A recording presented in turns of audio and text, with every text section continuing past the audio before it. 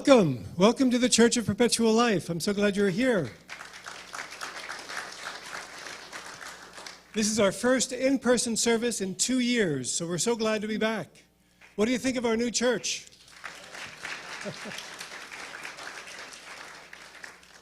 We have sold the old church. We needed a larger church. We now have a better location and a bigger church. This property is actually 4 times larger in land size than the old location. And with the way that the social hall is and the sanctuary, if necessary, we can open these doors and expand to about 150 more people. So that allows us to have much more going on that way. So glad that you're here. And before I get underway, I'd like to mention the fact that we are also Zooming, and we're in YouTube. So this is a YouTube and Zooming service. And so all of you are here in person. I'm glad to have you here. We also have people on Zoom and watching the live stream. And I'd like to thank the people who have worked all week and all month and continually here at the church. We have the AV team, Doug Baldwin in the back, with Amy Baum, Warren Johnson, and Fabio Carranza. Thank you for your help back there. They're back there making sure that everything's going on.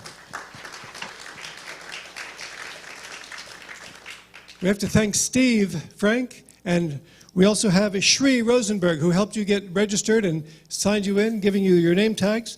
We have Chef Shethold Curtis, and he's working hard to be able to provide for you some dinner after the event tonight for our reception. And also Tanya Schultz. Tanya has been helping host our Zoom meetings for the past 2 years. We want to give thanks to everybody in YouTube right now, to Rudy Hoffman and Mark Locks, who are hosting online while we're working here. So great to have you. And in YouTube, the people that are joining us here are from all over the world. We've got people from Spain, from Latvia, Germany, Thailand, Chile, Canada, Australia, England. All over the world people are coming, and all over the U.S. people are with us here tonight as well.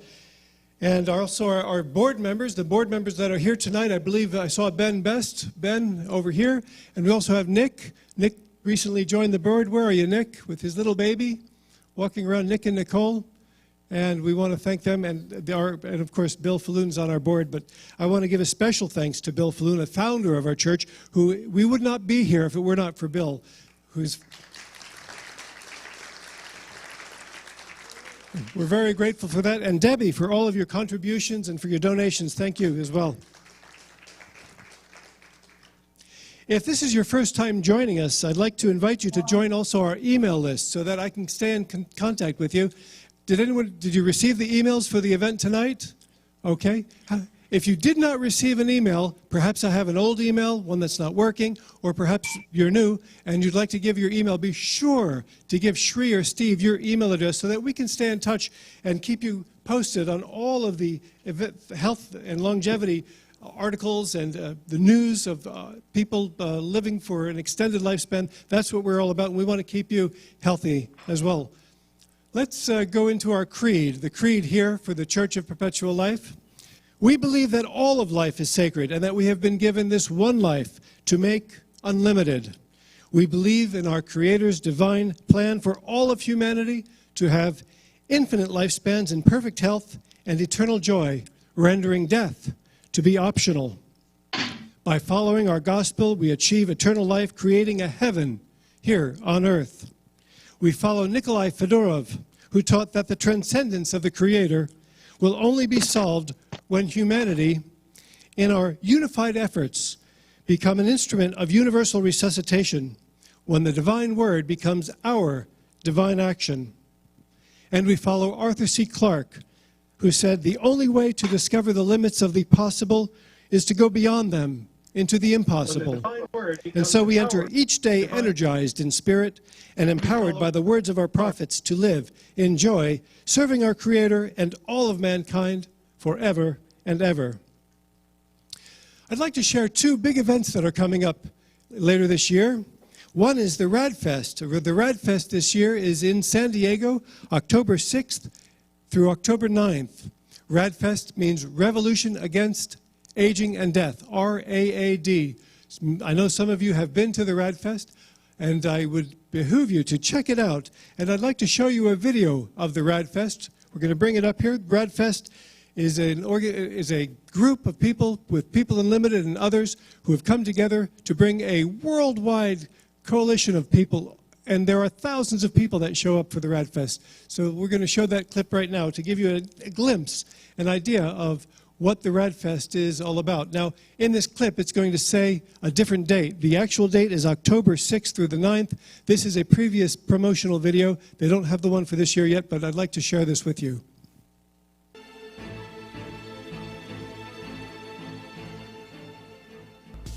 RADFest is a gathering unlike any other.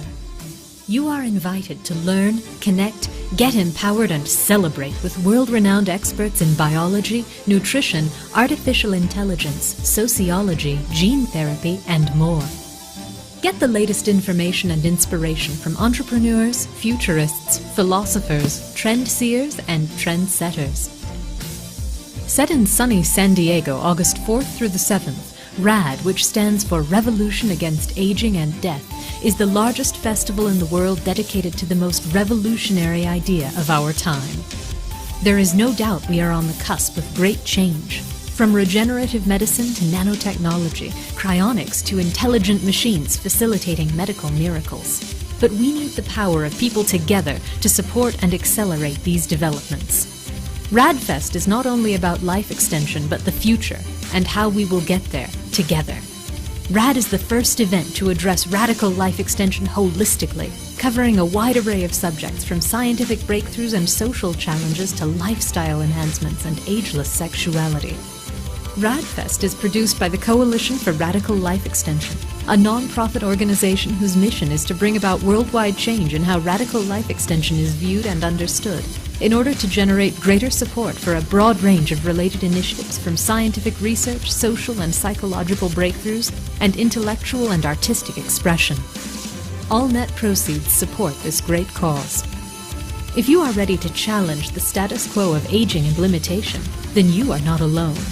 It's time to take action, to take a stand, to get informed and inspired, and to come together for the largest gathering of radical life extensionists ever. It's important to note that it's October the 6th through 9th. You just simply go to radfest.com and you can sign up, and there's a discount for all of you members of the Church of Perpetual Life. Put the word in, the code is Perpetual. The code is Perpetual for your discount for the RADFest, which is going to be live for the first time in a year or two anyway. So we're great to be coming back live with that. The other thing I want to tell you about is the Alcor 50th anniversary. Alcor is the cryonics organization, one of the world leading cryonics organizations, and they're having their 50th anniversary. That's going to be in Scottsdale, Arizona on June 3rd to the 5th.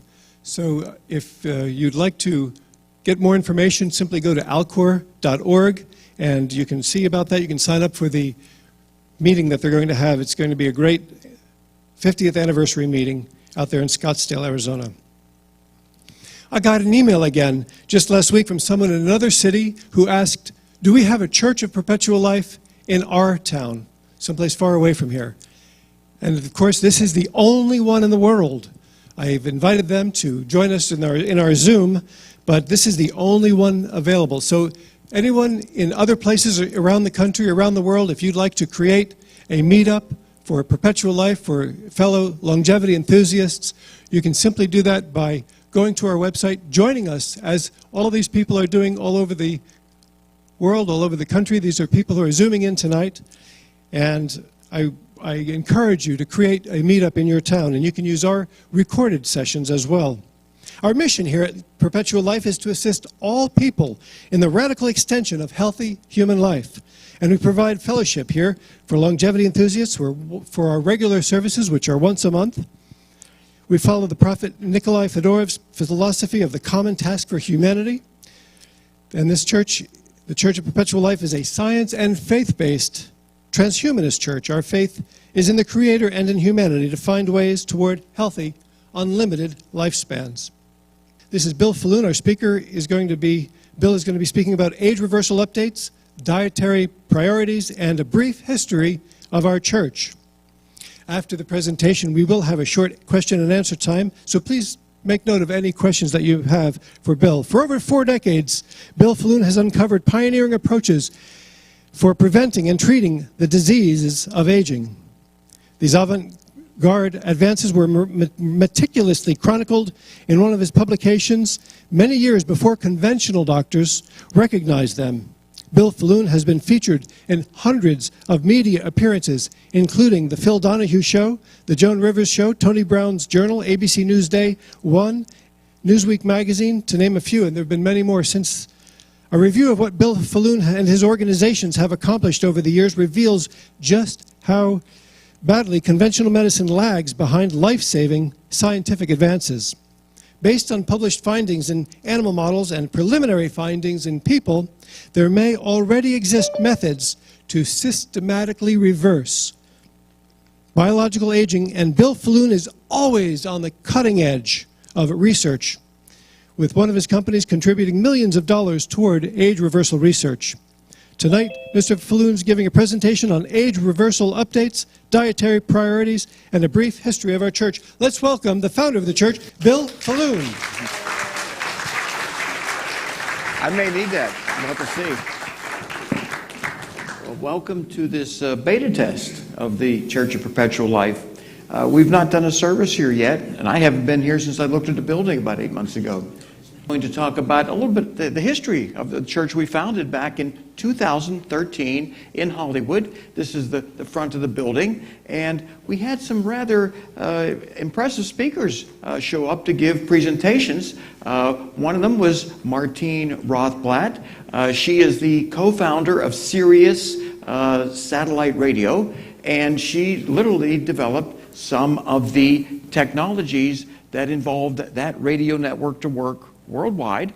And she then moved into biotech, where she is working on ways to make unlimited supplies of organs available for transplants, kidneys, livers, hearts, for people who are literally dying every day for lack of an organ transplant. And her focus now is on developing artificial intelligence to enable transhumanism to become real, for us to merge into the cloud and have perpetual life. She was reported in Forbes magazine to be the highest paid female CEO in the United States at one point in time, and she continues doing spectacular work out of Melbourne and New York. And she, by the way, does have a transhumanist church in Melbourne, very different than this church, but she set up her own church to get the word out the way I'm doing it here in the Pompano Beach area. We've had Aubrey de Grey talk at our facility, and he was here at least twice putting on presentations. And by the way, to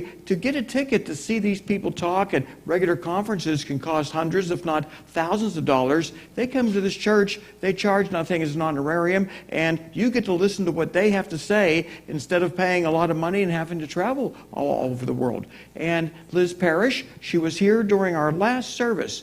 Our last service was February 2020, and then of course the plague hit, and we had to shut down for a period of 2 years. But Liz Parrish was here. She also is a person who lectures at very high-end events about the potential of gene therapy to induce age reversal. So the problem was, in our church in Hollywood, we were running out of room. We could fit people up into the chapel area pretty well, but downstairs in the dining hall, we simply were running out of table space, and that's one of the most important elements of what this church does, and that is we interact with each other. People interact and convey and communicate, and when we were running out of room, we were having a problem.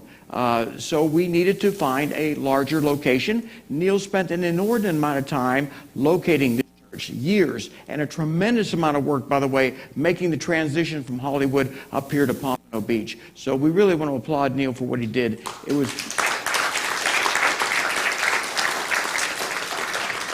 It was absolutely incredible. Some memories of the previous services where we had lots of people and not enough table space to accommodate them. And so when we saw this church being promoted, we fell in love with it, but another buyer, unfortunately, was in the way. And that buyer didn't come through, and the people who had the church honored their commitment to sell it to us at a substantially discounted price compared to where the market value was. And we've got the nice hall outside with round tables, so we've got plenty of room to interact with each other. And we've got a campus outside. By the way, it's not just a church we're in. We also acquired, with his church property, a school with 5 classrooms. We can eventually set up a biotech school for people to come who want to figure out ways to let science enable their lifespan to enhance. 3 acres of land, plenty of parking. We never have to worry about parking again like we did at the other church. And this square represents the actual church property. It's about 3 acres in a fantastic area of Pompano Beach, easy to get to off of I-95, and frankly, a lot closer to me in Boca Raton. I was challenged to get down to Hollywood for a lot of those services. So, what's the premise of this church? Why did we set this up? Well, I read a book long ago written by Nikolai Fedorov, where he talked about the Creator's plan was for mankind, e.g. us, to develop the technologies that will enable the transformation of life into an era of perpetual abundance. Perpetual abundance. This is what he predicted. And a lot of people ask about evidence. Well, what's backing up this contention that people are going to live a lot longer? Well, I've shown this before, but it's worth repeating. Nikolai Fedorov died in 1903, and within 96 years of his death, lifespan went from 47 years in the United States to about 79 years. I mean, that's a huge advance. And the most common causes of death back in 1900, most of those have largely been eradicated. And you look at what's happened since year 2000. We've got 43% more Americans living to age 100 compared to year 2000. This was a study that looked at mortality in the United States between year 2000, 2014, and a 43% increase in the number of people reaching age 100. This is spectacular. And where you live, that has a lot to do with how long you're going to live. When you live in areas like Mississippi and West Virginia, you see some people practicing very dangerous lifestyle habits, eating the wrong kind of foods, smoking, tobacco use, lack of physical activity, and guess what? They don't live as long. This map shows the white areas where people die sooner. The darker areas are where people live longer. And in Hawaii, wow, you get to live about 81 years on average, compared to Mississippi, only about 74 years. And this has a lot to do with people who emulate bad behaviors or good behaviors. And if you live in a place like South Florida, you'll see people often engaging in healthy behavior patterns, and you'll feel, well, maybe that's something I should be doing. If you live in Mississippi and you see people eating the worst kind of food in the world and engaging in all kind of dangerous lifestyle practices, you might emulate that, and then you wind up dying sooner. And, well, what time in history you are at dictates how long you're going to live. 1969, deaths from heart attacks in the United States peaked at 520 people per 100,000 were dying of heart disease. And you move forward to 2014, that number drops to only 167. That's a 68% decline in just 45 years in the number of people dying from the most common cause of death. It still is heart disease, but there's lots of ways to prevent it. Many of you are following those practices now. Now, here's an individual who was born simply too soon. He had his first heart attack in 1955 at the age of 46. Back in the 1950s, they did not know how to treat coronary artery atherosclerosis. They didn't know what caused it. They didn't know how to reverse it. And he suffered, Lyndon Johnson, with angina pain until 1968. And here he is at age 59. Most of us would consider that a prime time. I mean, I'm 67 years of age and doing more than I've ever done. But Lyndon Johnson did not have access to the technology that I do. And so he wound up resigning. And then, of course, he wound up dying. And this is the report that I remember seeing as a kid on TV, announcement by Walter Cronkite. I'm talking to Tom Johnston, the press secretary for Lyndon Johnson, who has reported that the 36th President of the United States died this afternoon. He died of a heart attack. He had been suffering from a heart ailment for some time. He'd had 2 serious previous heart attacks, one as recently as a couple of months ago. He had been back at his ranch, though, and seemed to be in reasonably good health in recent weeks. Now, you look at the people who followed Lyndon Johnson, the leaders of this country, they had the identical problem, occluded coronary arteries. But they had access to technology, medications, lifestyle changes, and of course, bypass and stents. And Bill Clinton, George Bush, they're 75 years of age. They're still alive. Dick Cheney, he had multiple interventions that saved his life. He even wrote a book to describe the miracles of modern medicine, how he is only alive at the age of 81 because of technology advancing. The faster we advance technology, the longer we all get to live. But this is a real stark example of people in our lifetime. Everyone here, I think, remembers Lyndon Johnson, 59, he was washed up. Well, the other guys, they were born a little bit later. They availed themselves to technology so that they could live longer. So we are in the same predicament today. Same predicament. We, unfortunately, know about a lot of technologies that are emerging. Fantastic news. We know about that information, but we're also aging. So we need to accelerate the pace of anti-aging research, bring in clinical trials faster so we don't find ourselves dying of an illness that may be only 5 or 10 years away from being treatable and even curable. So this is one of the big changes that we are able to facilitate by meetings like this and through the research we're funding. So Nikolai Fedorov talked about, if man does not know what to do, he will do what he should not do. And that is what is going on outside of this chapel around most of the country. People are misbehaving. And what my job is to let you know what you should be doing to enhance your ability to stay healthy and stay alive. Now, February 20th, 2020, that's the last time we talked to this church, I talked about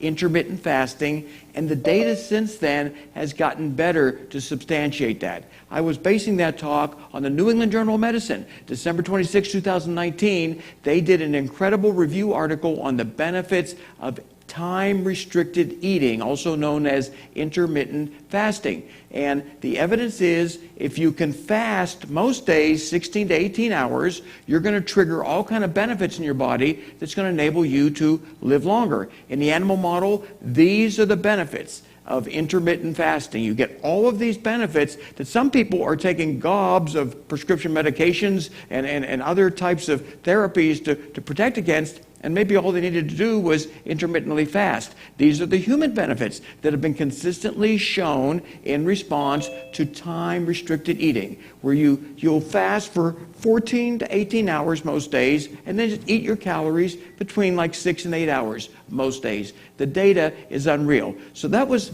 February 2020 I was talking about that. Study came out in October 2020 about just 14 or 15 hours a day of fasting, weight loss, reductions in blood pressure, cancer risk reductions, immune system enhancement, all of this in response to just not eating food all day long, which a lot of people nowadays have gotten into the bad habit of doing. And study after study is validating the virtues of intermittent fasting. And the best I can do is espouse that type of eating pattern. I follow it myself, where I will pretty much go 16 to 18 hours most days, not even hungry. You can drink black coffee, green tea, black tea. Just stay away from the sugar, any kind of nutrients for your body, and your body will then cleanse itself internally. And even the animal studies, where they induce calorie restriction and enable longevity to occur, most of those benefits, they occurred because the animals ate all the food at once and remained without food for most of the day. It's just absolutely amazing. So consistent data being published that if you time restrict your eating, don't eat all day long, in other words, you're going to live longer, you're going to avoid a lot of the problems that people are suffering from and having stents put in, bypass procedures, malignancies develop, just all kind of problems. If you happen to have cancer, well, intermittent fasting looks like a great way to adjuvantly treat it. In other words, you go through whatever therapy you need to eradicate that tumor, but if you just restrict your eating to 6 to 8 hours a day, all kind of beneficial metabolic effects occur in your body to enable you to better combat that cancer. So this is what came out in January 2022, a study showing cancer patients should consider intermittent fasting. It would be a good idea. Now, I was at a checkout counter at Whole Foods, and I noticed a prevention magazine, and I saw on the cover, Slow Down Aging. And I said, well, that's rather strange, because a lot of you may not realize prevention has been rather hostile towards me, towards many groups that I've set up, because they thought aging is a natural phenomenon that we shouldn't interfere with. So for decades, prevention would advocate people eat healthy, engage in healthy behavioral patterns, but don't do anything radical to deal with aging, because it's natural. We're all supposed to go through that. Well, I bought the Prevention magazine, and lo and behold, everything you've heard at this church since our founding in 2013, all of the aggressive interventions, including intermittent fasting, metformin, sirtuin activation, plasma exchange, senolytic drugs, all those concepts that were in this article. And I want to compliment prevention for coming up to speed, for joining our current era where people are intervening to slow down aging and even reverse it. So we're getting more and more mainstream publications recognizing aging is something that we can deal with now.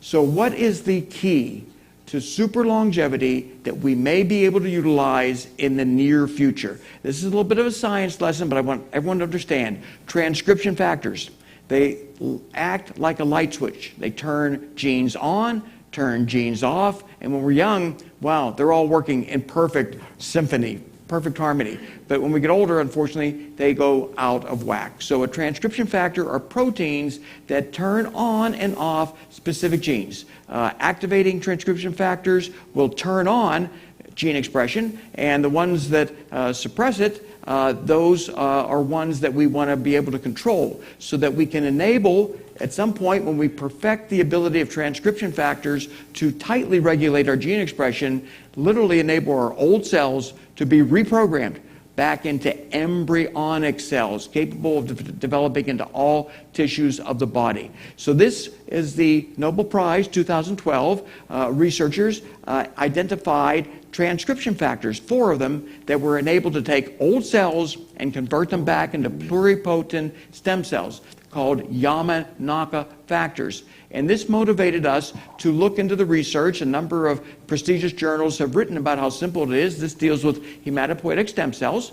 And they were able to use Yamanaka factors to transform them back into early stage cells and then differentiate them back into healthy hematopoietic cells. Hematopoietic cells, by the way, are what builds most of your immune system, your red blood cell production, your platelet production. When your bone marrow gives out, meaning your hematopoietic stem cell and mesenchymal stem cell niche is worn out, you die. You cannot sustain your life when you have these problems. This is another diagram to show how simple it is to use Yamanaka transcription factors to reverse aging, to take old cells, transform them back into young cells. So Scientific American published an article in 2016 about the age reversal benefits that were being seen in the laboratory, mainly cells, parabiosis research in which old animals seem to be partially growing younger. And, well, that's good that they did that, but I was growing impatient. I mean, time was moving, I was getting older, and this research was not advancing as fast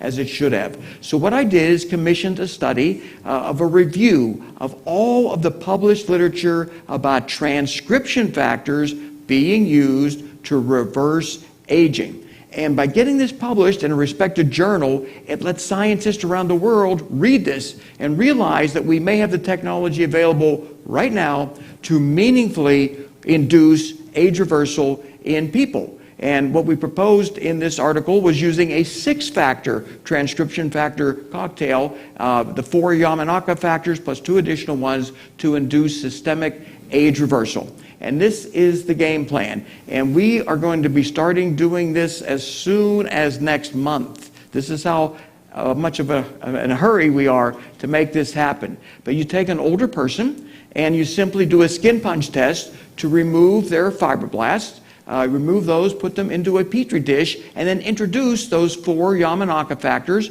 plus 2 additional ones. And what you get are autologous induced pluripotent stem cells. Autologous meaning they're the same DNA as the person that they were removed from. That's very important because you don't want someone else's stem cells being put into your body. That could cause that graft versus host reaction, which can be a real bad problem. So you take these induced pluripotent stem cells, differentiate them into tissue-specific progenitor cells.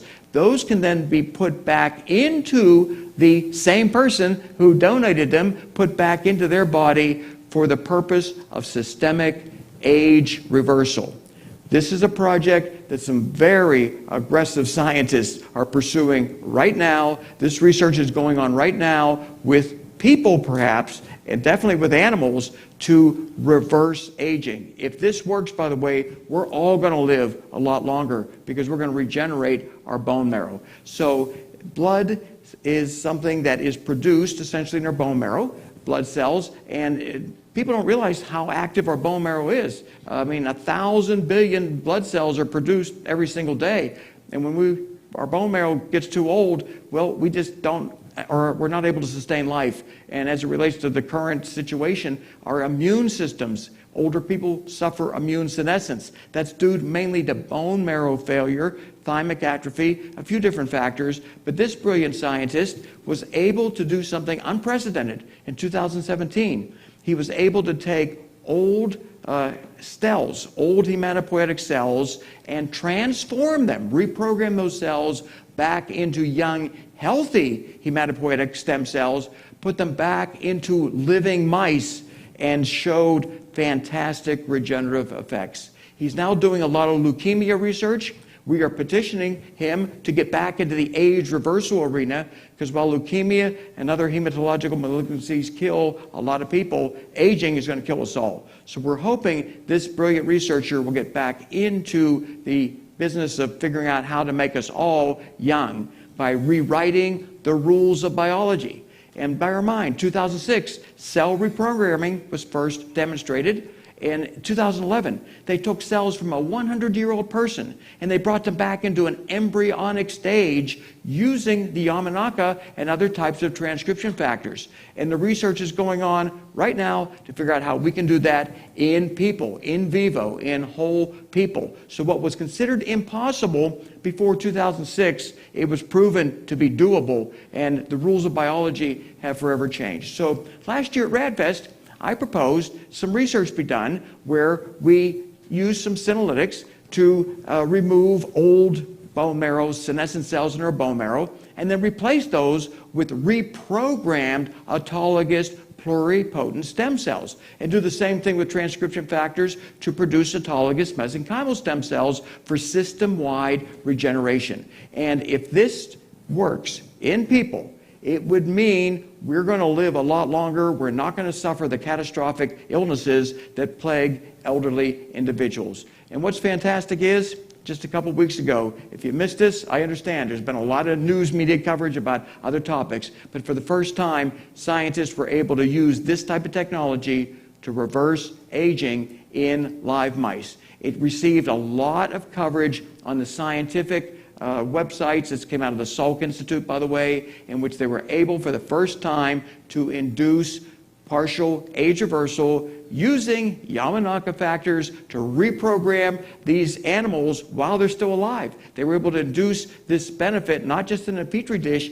in live mice. And the Salk Institute issued a press release. It got a lot of media coverage, as I said, but there's so much media out there. If you missed it, I understand. Reversing aging of these animals back down to a youthful state. And they were able to show that their skin, organs in their body were epigenetically younger using the clock of DNA methylation. These animals at the cellular level were younger. They were looking younger. They were behaving younger, lower inflammation, reduced senescent cells.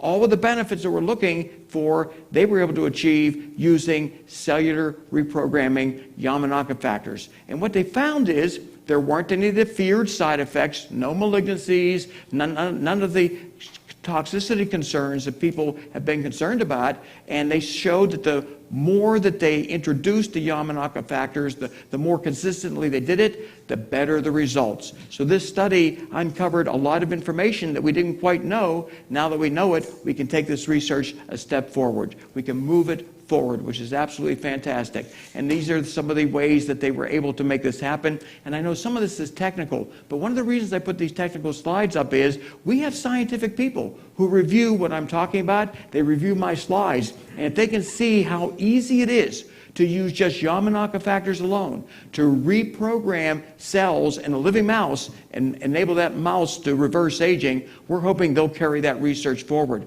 move it faster. So partial reprogramming of the most important organs in our body was accomplished in live mice. Earth-shattering news, and regrettable, it didn't make more media coverage. These are some of the researchers at the Salk Institute that made it happen. We applaud them. They're continuing to work to refine us. This is all the work that we said was going to happen back in 2013. It's happening right now before our eyes. These old animals resembled younger animals, and their epigenetic clock went in reverse in a live animal, not in a test tube, not in a way that it's normally done.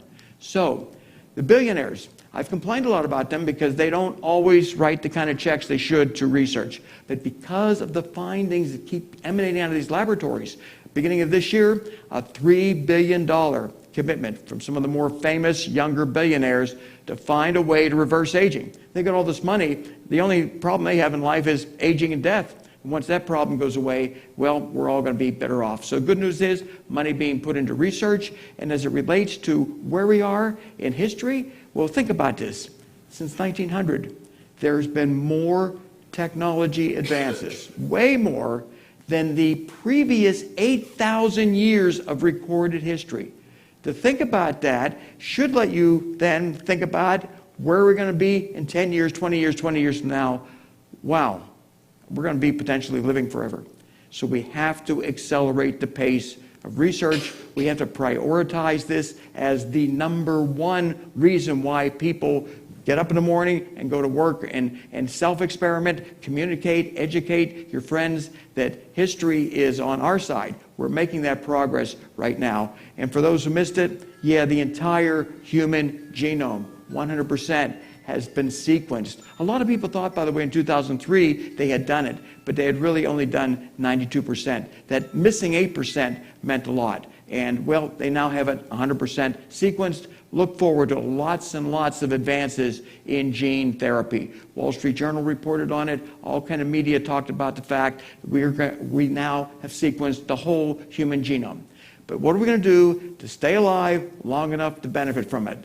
I'm getting back now into how we behave. And the Mediterranean diet, we've long advocated that. A study came out, British Journal of Nutrition, showing a 25% reduced risk of death in people who follow this Mediterranean diet. And then the evidence kept building. More and more studies came out showing that you increase your risk of dying by a huge margin, 46% higher, if you eat the typical American diet, which is unhealthy. But if you follow a more Mediterranean diet, you reduce your risk of sudden death 26%. And this study came out. This is the largest study ever to evaluate the effects of diet on lifespan. And the headline of CNN said, if you change your diet, you can add 13 years to your life. But there's a little caveat to that. You have to start changing your diet at age 20 in order to get that 13 years. But I'll tell you, that doesn't mean you shouldn't do it. It doesn't mean you shouldn't do it, because we analyzed this. This was one of the larger studies done.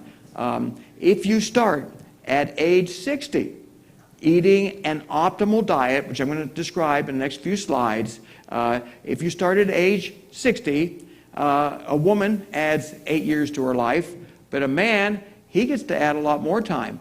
He gets to add 8.8 years. Now, why does it work better in men and women? Well, one big reason is men tend to eat less healthy than women. So when they switch to an optimized diet, they gain more time. So at age 60, optimize your diet, and you gain 8 to 8.8 years of additional life. And that 8 years may mean the difference between you benefiting from these incredible advances in gene therapy or, unfortunately, being one of those people who just missed the boat. So the type of foods that enable people to live longer, legumes, whole grains, nuts, less red meat, less processed meat. They did this study so meticulously, they would tell you how many extra years you get if you eat more of the right foods as opposed to continuing to eat the wrong foods. So the components of an optimized diet: legumes, whole grains, nuts, and of course avoiding the bad stuff. So the legumes, by the way, people ask what that is. Well, this is what they are basically: beans and peas and lentils. If you put these into your regular diet, you're going to live a lot longer. And they were able to validate that in a major way. So if man does not know what to do, and that's most people in this country, by the way they're eating, they're going to do what they shouldn't do. And what you shouldn't do is eat these foods. These are the foods that are killing Americans today. Used to be tobacco. It still is to some extent. But unfortunately, most people are consuming the wrong kind of foods, and they are prematurely dying. So an optimized diet does not include this stuff. This is what you stay away from. And instead, you eat the healthy stuff. We've got an obesity epidemic right now. And what that is doing, by the way, is reversing the gains made against cardiovascular disease. We now have more people getting heart attacks, having heart attacks, because their diets are so poor. So what we're going to be advocating continuously to remind people: eat healthy, live longer. What we're going to serve tonight for dinner, I'd like to think, is going to be a healthy way to eat their calories.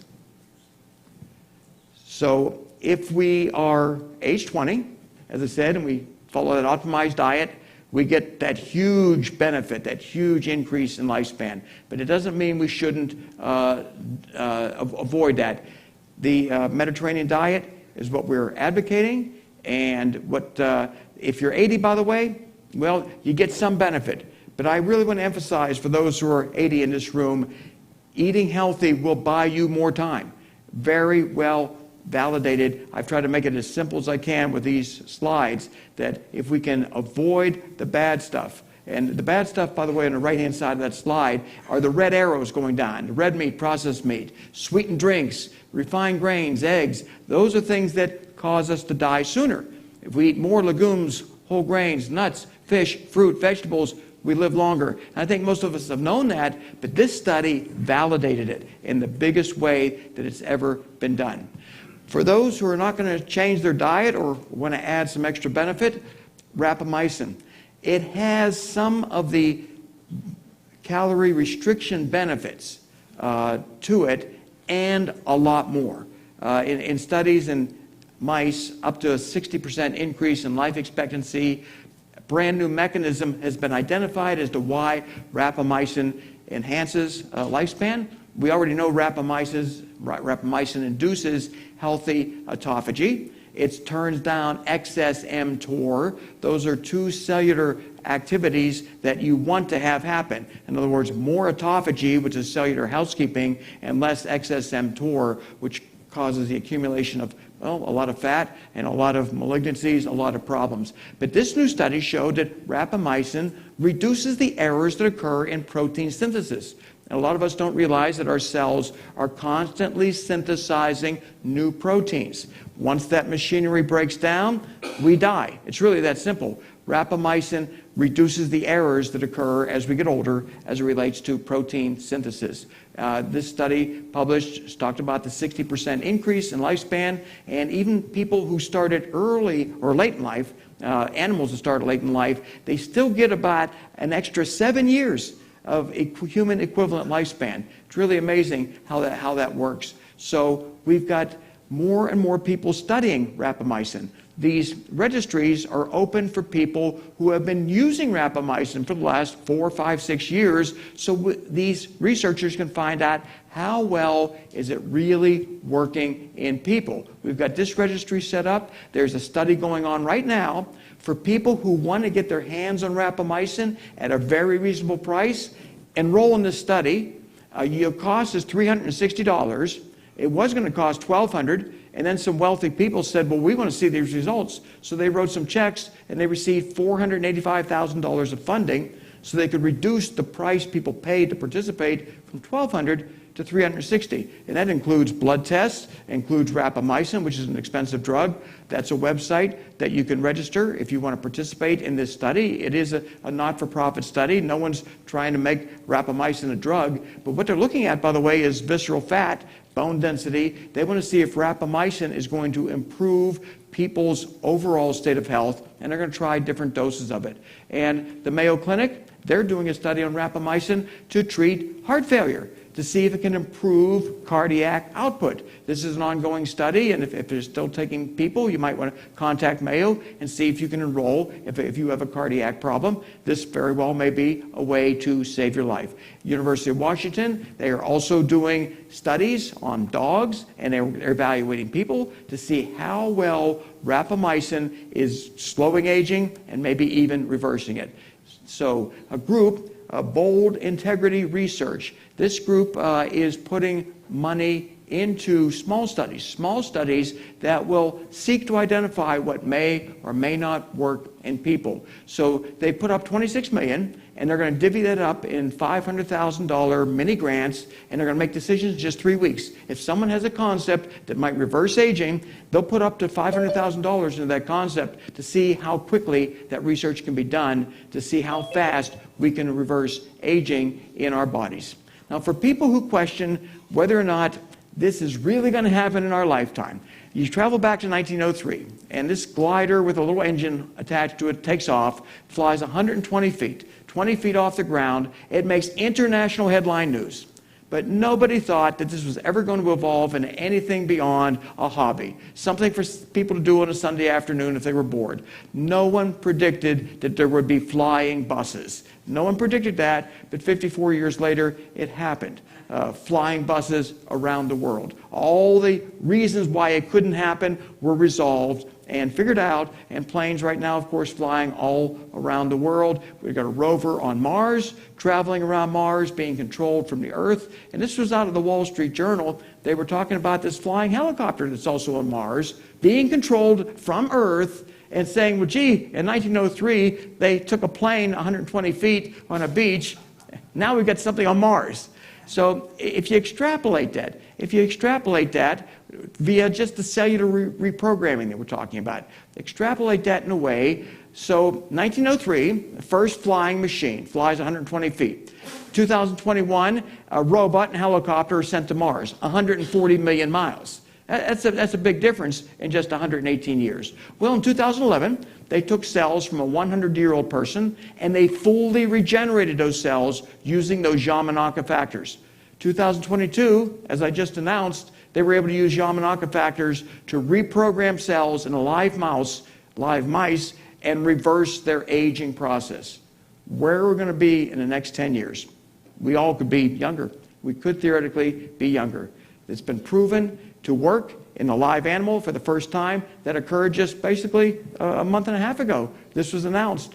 Aging being put in reverse, prestigious institute doing it. And we talk about the common task of humanity, why this church was founded. Well, I want to change that word task because the Nikolai Fedorov, he was a Russian, and some of the Russian terminology is different. So what I want to change that to is common duty of humanity. And that's a duty that we all have. Every one of us should feel the duty to educate our friends, enlighten them as to what they can do to live longer, what they can do to help support research that could accelerate the development of technologies that puts us in that position. So I just changed that slide to change it from common task to it being our duty. It is our duty to investigate information, self-experiment, report what we're doing to others, and work as a group, work as a community to extend our healthy human lifespan. This was, I think, the last time I talked. And what I'm going to do is just play a couple excerpts. We've gotten some interesting media coverage. We're here at the Church of Perpetual Life, the world's first transhumanist church. We feel the Creator intended for mankind to develop these technologies that will result in humans living for indefinite time periods. We are fighting against involuntary death and view immortality as the ultimate solution to every problem mankind faces.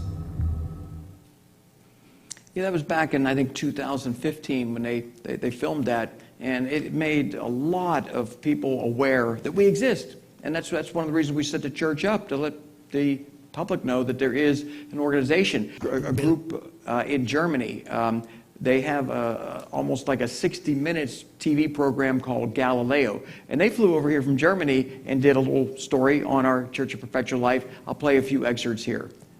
Bill Faloon, 64 Jahre alt. Okay, dafür hat er sich gut gehalten. Für jemand, der ewig leben will, ist heute sein furchtbarster Tag. Denn heute ist Bills Geburtstag.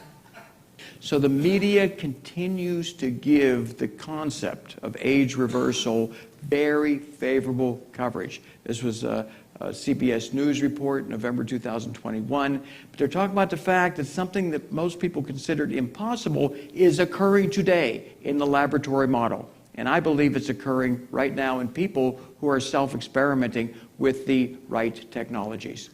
And unfortunately, there are people with a lot of money who, I'd like to say, misplace the priorities. They often donate to a lot of charities. It's nice, but they don't donate to the kind of charities that can enable them to stay alive. I don't know what I would do if I ever had $6 billion, but you can imagine it would be some very interesting work. Because I'm not of that category, unfortunately. But I can't imagine having $6 billion and aging and not doing something rather radical with that money. Be it funding 100 different scientists who each one may have a concept, let them prove that concept or disprove it. But the idea of dying with this kind of money just seems improbable. And yet the younger billionaires, they are putting the big money in. Jeff Bezos, Peter Thiel, pretty much all of them are engaged in some sort of funding for aging research. They realize they got everything in the world except indefinite life. And since they've accomplished the impossible in their businesses, they're seeking to do that. So big money is being put into aging research, but I just don't trust it. I trust what I'm doing a little bit more because I've been doing this, frankly, my whole life. I've been interacting with scientists since the 1970s as it relates to aging.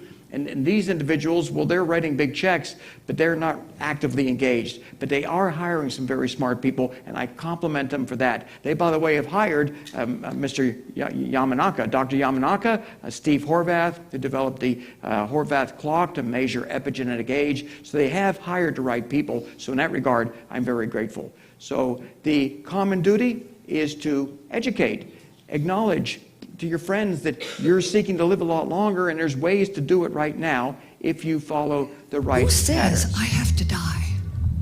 Death is horror. It shouldn't happen to anybody. And that concludes the talk. And the idea is to let you know that aging has been reversed in live mice. That would have been a headline news story if it was not for the war and other issues. So we at least understand that's happening. And the fact that the scientific community knows it's happening means look forward to more advances. And I'll be happy to answer any questions that people have in the audience. Thank you.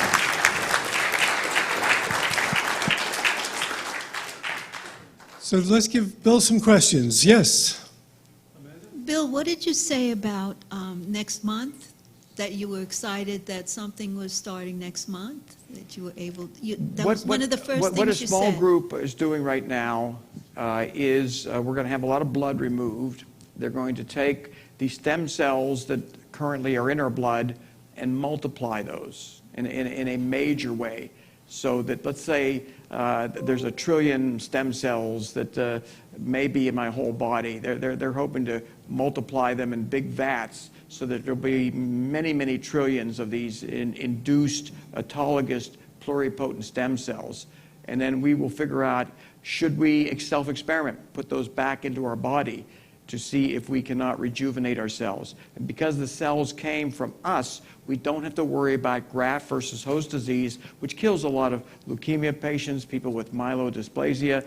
They undergo a bone marrow transplant. Their own bone marrow is ablated with chemotherapy, and then they use someone else's stem cells put in their bone marrow, and often that bone marrow then starts to attack them. Autoimmune diseases kill them. So what our experiment is, it's being done by a very respected lab. I'm not allowed to mention the name, but they're going to multiply these cells in a major way, and then we'll figure out what we want to do with them, whether we want to self-experiment or maybe hold off a little bit and try it in large animals. Thank you, Bill. Ronald has a question. Yes, Bill. What is the latest information on the hyperbaric chamber to use as a non-invasive method to increase omnipotent stem cells? What that question deals with is the research being done in the villages up there in north central Florida, where they're using aggressive hyperbaric therapy along with people breathing pure oxygen and cognitive enhancement while they're undergoing this procedure to lengthen telomeres and induce other indicators of biological age reversal. We've reported on that in the church. The hyperbaric treatment, by the way, involves 5 days a week for 3 months. It's a big time commitment. Price to do it here locally would be about $18,000. The price up there at the villages is about $45,000. Very expensive, and it takes your time up. You have to have that Monday through Friday time to do it. But the report, which they indicated would show perhaps 40% elongation of telomeres, has not yet been published. So I don't know. I'm waiting for the report to be published, and that could be very soon. They had predicted it would be published around this period of time. I have a question now from Steve. First of all, thank you very much for your service for many years and getting us to this point. Thank you.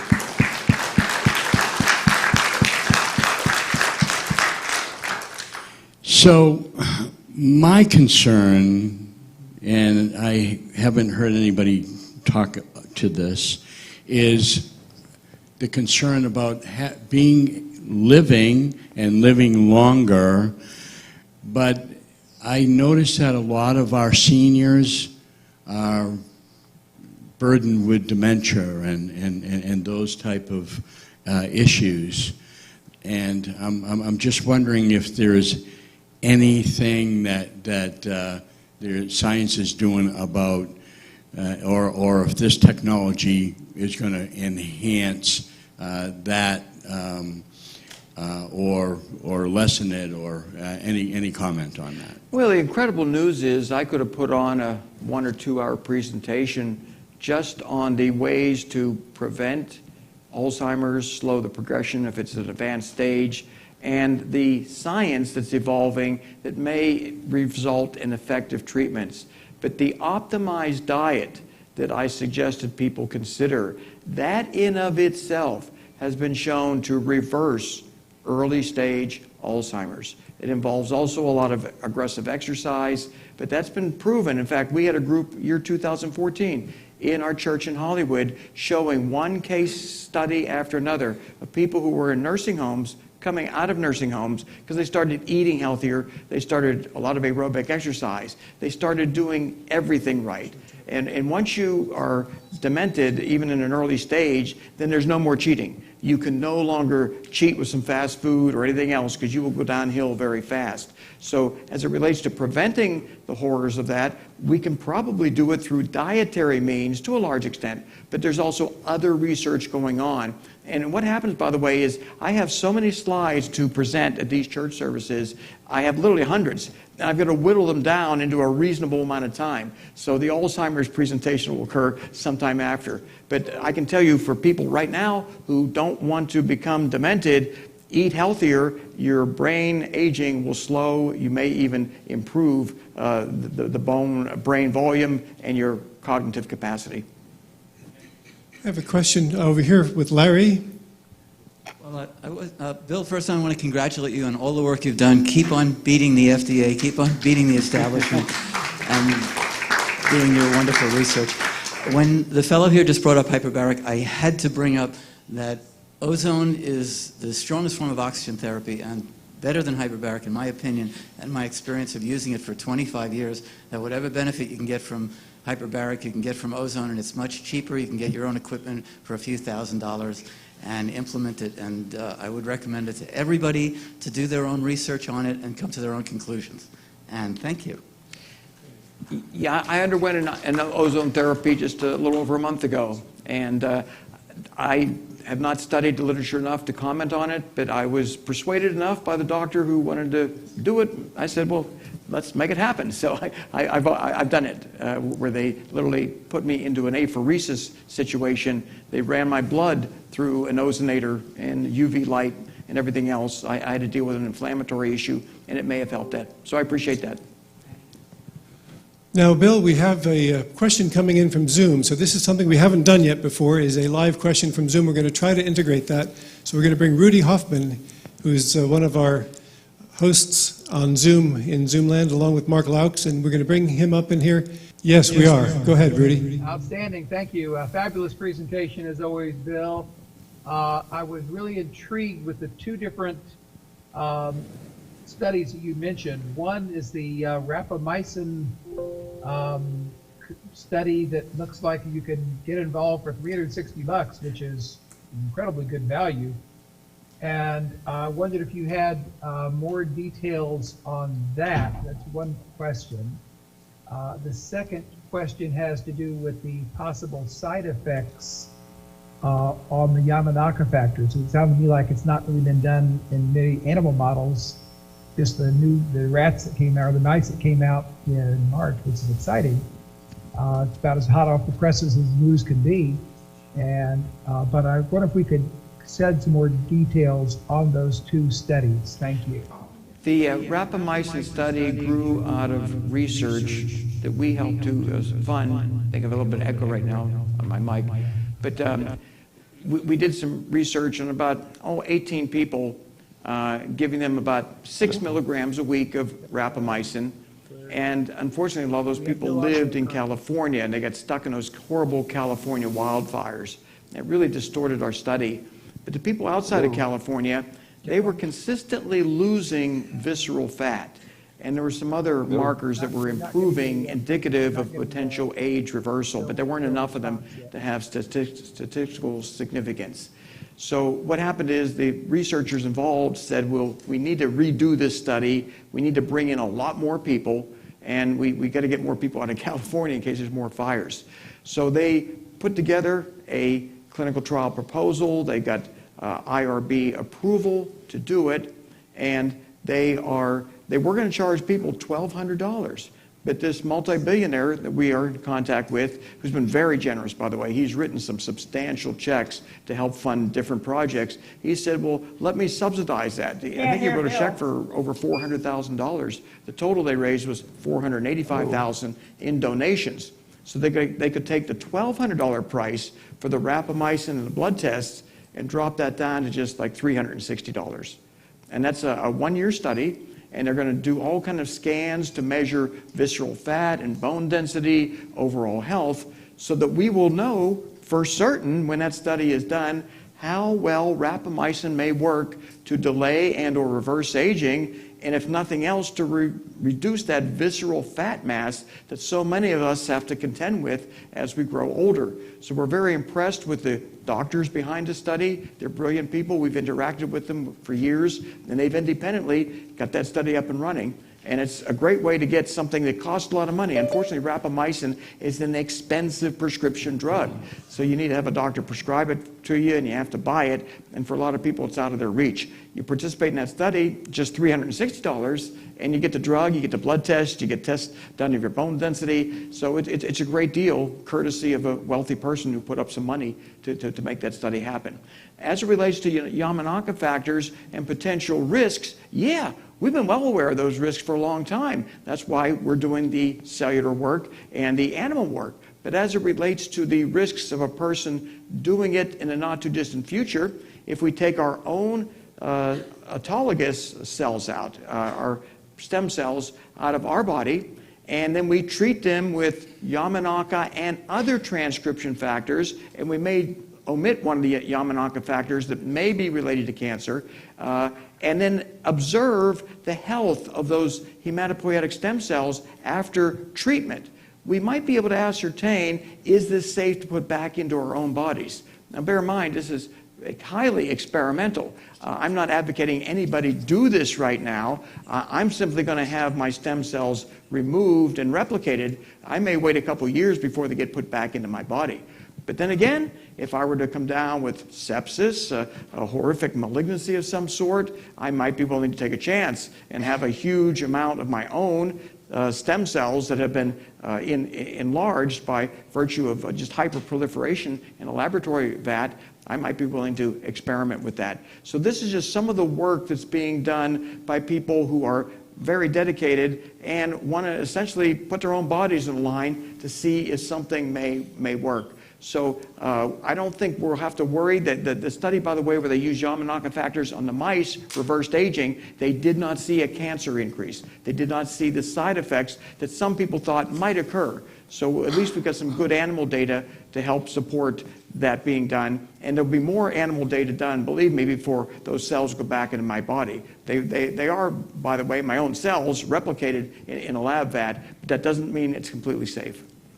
We have a question from Sarah. Let me pass the phone over. Yeah. Do you have it? Yes.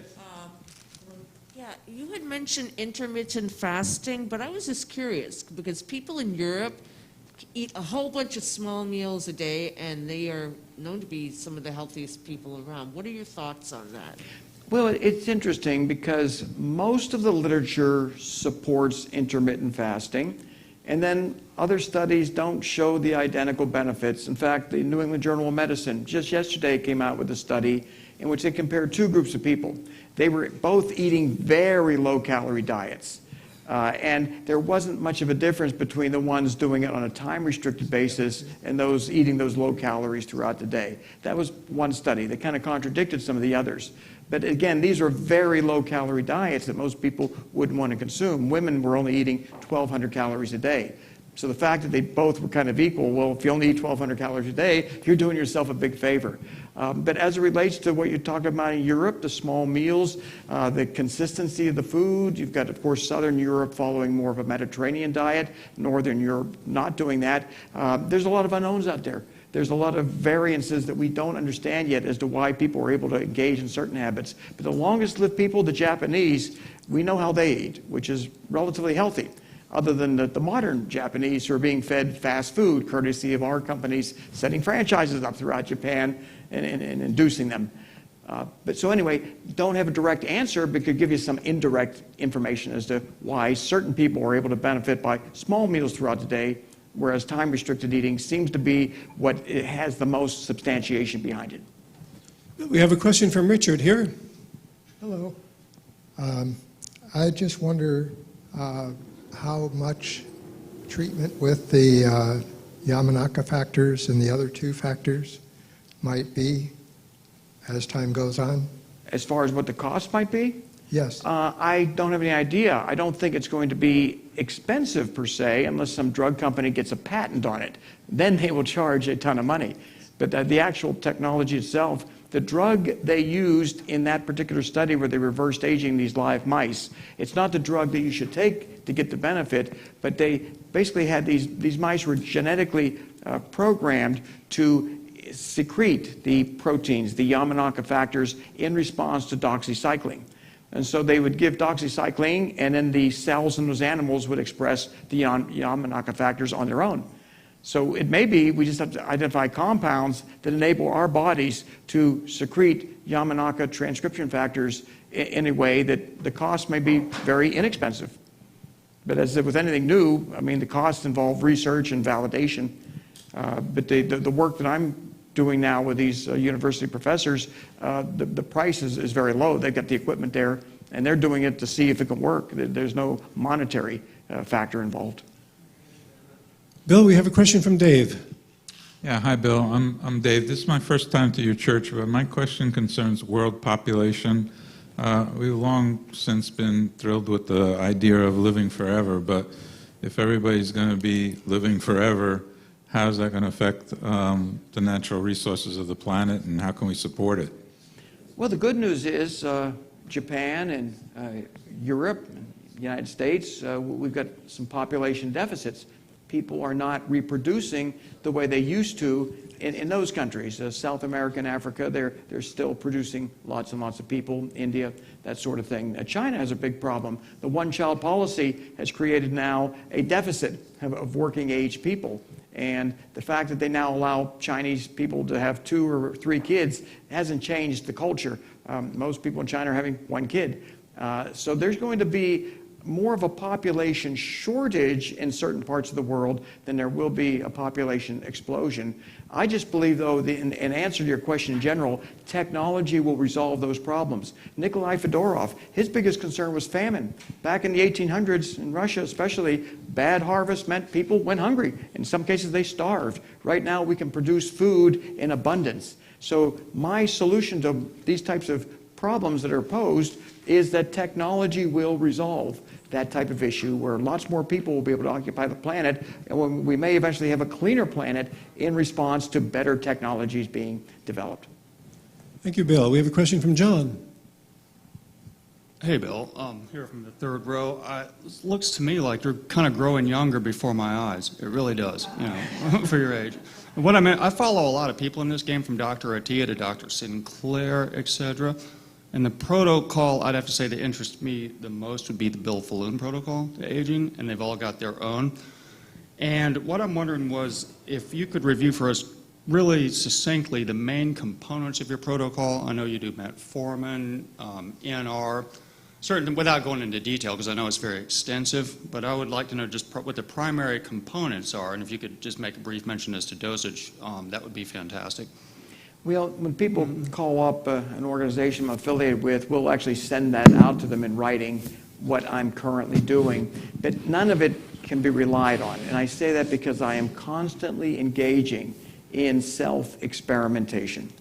And those self-experiments have yielded some very interesting results. At the moment, I've got my LDL cholesterol down to around 20. I'm going to do that for a couple of years. To reverse some problems that may be developing. With aging, atherosclerosis is inevitable. It's inevitable. So if there's a way to stay super low for a couple of years, you might be able to reverse that. I've done a lot of NAD infusions. I've done a lot of therapies that the combination may have resulted in some incredible benefits. But I'm not cataloging those. I'm not doing it in a way that I can say, here's exactly what I did, and it may be working, because I still don't know if it's working. Outer appearance can be deceiving sometimes. So I really can't give you an answer that would credibly let this group know what to do.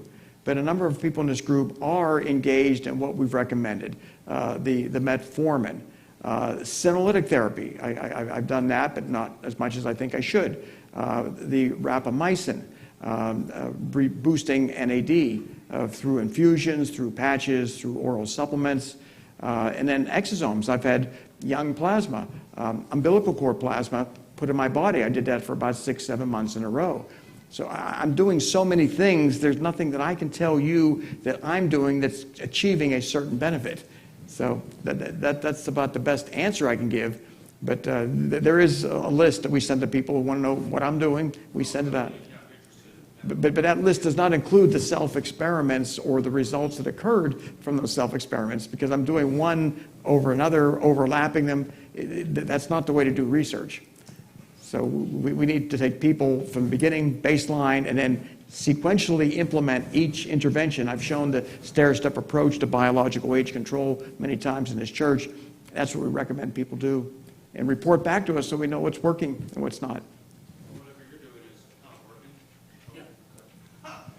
Well, you know, there's one thing that everyone can do anywhere, and it's something that you should do, and that's simply intermittent fasting. That's, I think, one of the first steps in your age reversal protocol. So consider looking into age reversal in doing intermittent fasting. I would highly recommend it. You'll find maybe in the first week or 10 days it's maybe difficult to do, but after that it's going to be so easy to do. Oh, it is. If I were to eat like normal people, my digestive system would not react very well. We didn't evolve to eat all the time. If we had to eat all the time, we never would have survived. There's going to be more and more data coming out on the benefits of eating healthier calories and eating them at the right time of the day. And if you're going to intermittently fast, it doesn't mean eat garbage food the other 8 hours. You know, we know what foods are good for us and bad for the most part, and you can review the slides. They'll be on the church website. And you'll be able to design your dietary plans, I think, around what is known as an optimized diet. We have a question from George. Yeah, of course, I'm an advocate of anti-aging. I think it's great. I want to live as healthy and as long as I can. But one of the things that I think about is how do we synergistically get younger with our whole body? Because everything is connected. So if you get a younger heart, but your bones, your muscles are deteriorating, I mean, how can we anti-age our whole body as one? That's the thing. It's like getting an old car that's a rust bucket and you put a brand new engine in it, you drive it down the road, but now you're driving a rust bucket longer. It's, yeah, in other words, I want everything to be younger, not just my heart or my liver or this. And then there's one other question, is what about the psychological aspect of it? Because as I get older, it's not as much fun because people don't regard you the same way. And even if you're healthy and you're doing a lot of things, it's just not the same. So what about the psychological aspect of living longer? How are we addressing that? Well, number one, you're only as young as your oldest part. We've been aware of that for a long time. It's why we look at ways to systemically reverse aging in every single part of our body. One way of doing that is what I described, is rejuvenating our bone marrow, because our youth emanates from bone marrow systemically. So if we can restore youthful hematopoietic cell function, youthful mesenchymal stem cell function, our bodies will rejuvenate internally in a systemic way, the way we did from the time we came into existence to around 28, 30 years of age, where we start to progressively go downhill. So our emphasis is with, be it senolytics, be it NAD restoration, it's having to do with every single cell in your body, including boosting AMPK with metformin, suppressing mTOR with rapamycin. We're looking at every cell, every organ system. As it relates to psychologically, there have been studies showing that older people are more psychologically well-balanced for a lot of reasons. They've essentially learned how to cope with a lot of challenges in life. But you're not going to be viewed as older if we make you young again. If you're a healthy 25-year-old, you'll either fit in or you'll fit in with people who were 80 and turned 25. So I don't feel there'll be any psychological issues. I'm certainly not concerned about that. I know most of the people I work with, they can't wait to get younger and start behaving younger again. So I think it's going to be a matter of individual issues. And if there are psychological problems, I like to think members of a support group like this could help you adapt to being younger and fitting in more with what younger people are doing, because you'll be one of them again. We have a question here from Peter. I'm really glad that we're all meeting live. I thank you very much for doing this. And my question is, I've been to a lot of meetings with you, and you keep on saying the year 2030 will make a big difference with our longevity. Are you still saying the same thing, or will it drop down to 2025? Dr. George Church predicted back in 2015 that CRISPR technology would enable him to reverse aging and perhaps enable people to live indefinitely. Now, when someone from Harvard says that, they get criticism from the people who are involved with Harvard, because that bothers people for some reason. You have a scientist working to eradicate aging and letting people live indefinitely. So some of these researchers are being told, stop talking that way, even though you're doing it. It's upsetting some people. But as far as I know, 2030 is when CRISPR may be available, should be available, to edit our genes in a precise way, as opposed to relying on Yamanaka factors, which are imprecise, precisely edit our genes so we become biologically younger. It has not been moved back. We're still at 2030. And then as it relates to the merging of our brain with the cloud, the transhumanist philosophy, that's still around 2045 with Ray Kurzweil's projections. And these are just projections, but you know what? Elon Musk, he was interviewed recently, and he's done a lot more than I ever knew, by the way. I mean, both the Tesla, the SpaceX, PayPal, all the things that one guy has done, and he's now talking about research, which he is putting money into, in which will, he hope, enable our consciousness to live forever. He's raised over $370 million for that project, which I didn't have time to present this service. I probably will next service. So we've got a lot to look forward to if we can just stay healthy and alive today and over the next 8 to 10 years. We have a couple of questions left, Bill. The first is coming from Zoom, from Jay. Are there better or worse times in the day to eat as opposed to fast due to waking times? Some people wake at 7 a.m. and others wake at noon. You know, there may be, and there's some experts who have given me different scenarios where it may be better to do your fasting at certain times. But my response to that is, do it when you're able to. For me, I'll go to sleep around 3 a.m. That's my last meal. I wake up at noon. So that's about, well, 8, 9 hours right there, and then I'll work another 8 hours. So I can easily get my 16 to 18 hours of fasting in without missing anything. Sleep gives you 8 to 10 hours of fasting if you don't get up in the middle of the night and eat. And then if you get up and don't need to eat, well, just work until you're hungry. So there's some good answers to that, and they're not validated yet, but it's a good question. And people are still looking at what may be the ideal way of doing it. We have a question from Anka. So I'm going back to the brain, how our brain is going to take us living so much longer. I started to work young, and I am continuing working now. And I can tell you that there are a lot of things that you learn every day if you are active. In the old days, our parents, the prior generations, kind of slowed down in their 50s, 60s, including their physical activity. And we will not do that. We said that by 2030, maybe 2025, we will still be young at 100. So the experience, the knowledge, and the challenges that we will have lived and accumulated in our brain, which is just a storage machine, a storage device, will eventually reach its capacity. Right now, it seems that we are not at capacity. We can still learn at 100 and not have a brain that is overfilled. But eventually, we are going to get there. Is there any study about how we are going to take it, living much longer and actively and efficiently and still learning? Yeah, two ways. Billions of dollars a year are put into research aimed at finding treatments for Parkinson's and Alzheimer's and vascular dementias. Those treatments will likely work to expand our ability of our healthy brain to process and store information. But the ultimate way is the brain-cloud interface that was published back in 2019 by one of our directors. And this is essentially merging our brain with the cloud, the Neuralink. And that's what Elon Musk is working on with $370 million.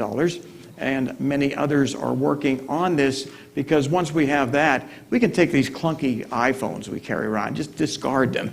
We will have access to all the information that we get from our iPhone and more, unlimited storage space, and there'll never be an issue of running out of memory, because that is a concern. I agree with you. I think from a biological standpoint, it can be enhanced, and it will be enhanced with further developments. And then when we merge with the cloud, the transhumanism philosophy that we certainly adhere to here, we will have unlimited life, unlimited ability to enjoy life in ways that are unimaginable today. And some of this stuff maybe I shouldn't say, but the younger transhumanists, the younger people, they're looking forward to experimenting with all the dangerous drugs and doing it safely in a transhumanist type way, because if you overdose, it's just a blown circuit or something, and not even that.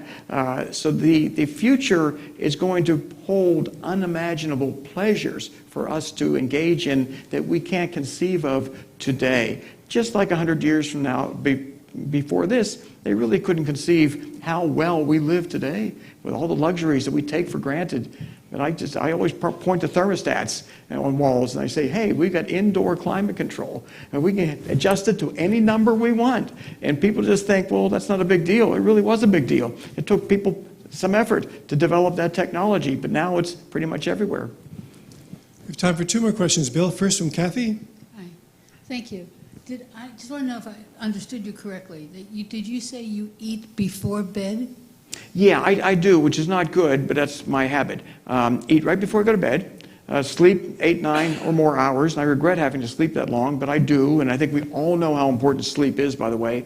And then when I wake up, I immediately have a couple hundred emails to deal with, and some of them involve a lot of time, so I can easily work like 8, 10 hours after I wake up. So getting my 16, 18 hours of fasting in most days is relatively easy. And in certain days, maybe I'll only fast 12 hours. It's just, the scheduling is just, it doesn't fit in.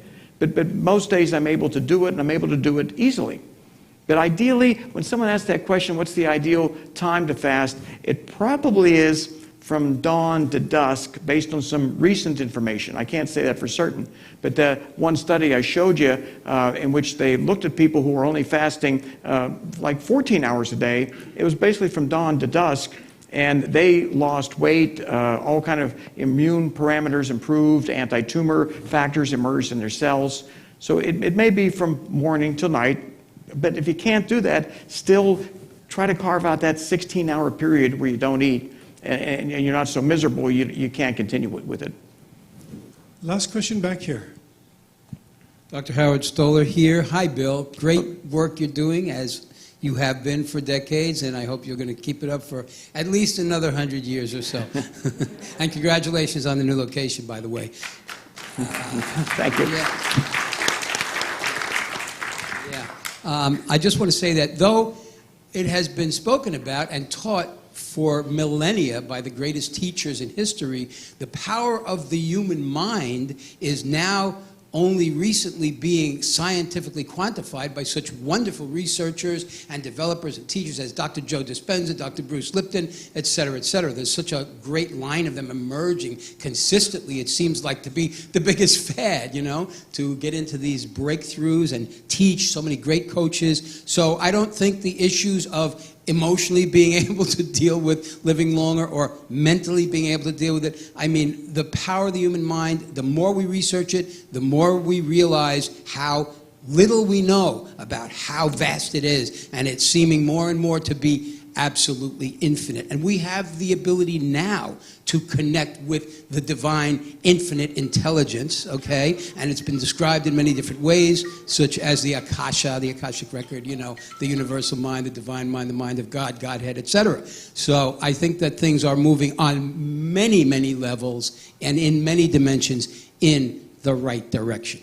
Thank you. You're very welcome, and there's no question. As I said, I had hundreds and hundreds of PowerPoint slides that I could have shown tonight, but there's a limitation as to people's attention span and their time. So I kind of try to narrow them down to what seems to be the most important. And this is basically, by the way, a beta test. We wanted to see, basically, most of the members here are people who have belonged to the church now for many, many years. It's always great to see familiar faces. Okay, Bill, Okay.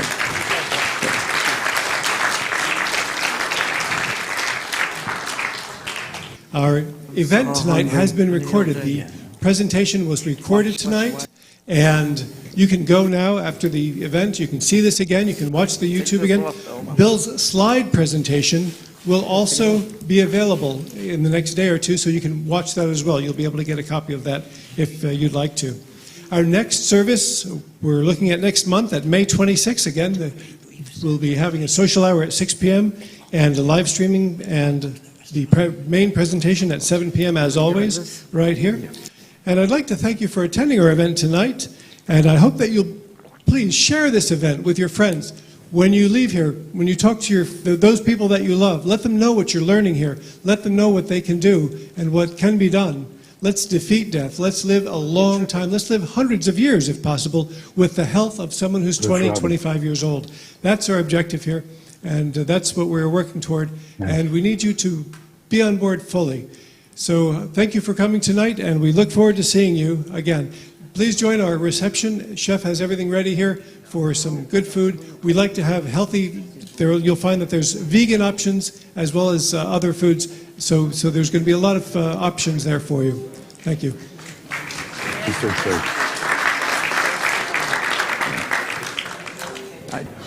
It's called Oh, you Forever did. Young. That's right. Yeah, I say this about 40 minutes. Yeah, I thought about you. It's called Forever Young. Uh-huh.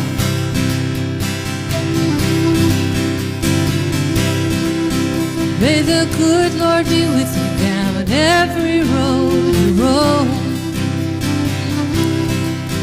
And may sunshine and happiness surround you when you're far from home. And may you grow to be proud, dignified and true. And do unto others as you'd have done to you. Be courageous and be brave, and in my heart you'll always stay. Forever young, forever young, forever young, forever young. May good fortune be with you, may your guiding light be strong. Build a stairway to heaven with a prince or a vagabond. And may you never love in vain, and in my heart you will remain. Forever young, forever young, forever young, forever young,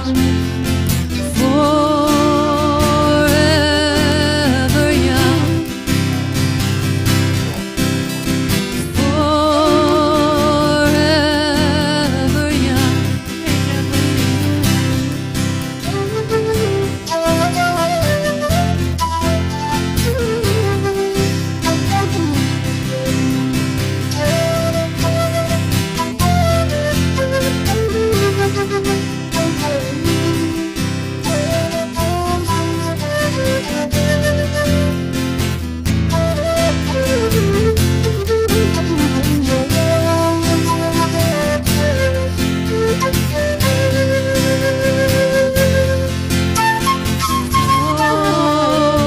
forever young.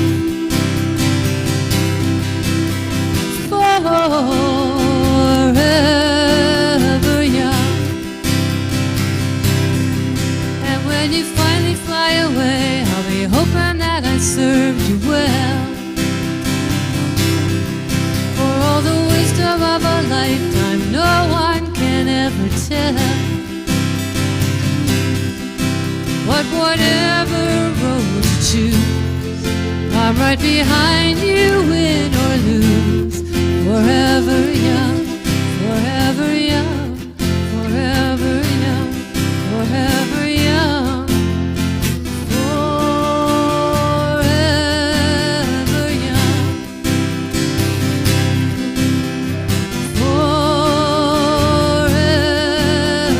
young, forever young, forever young.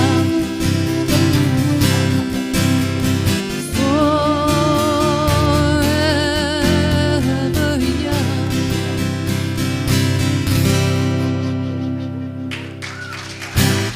Right? Oh, no, you can put her? You could be doing all like, you know, stuff like I'm trying to get into stuff.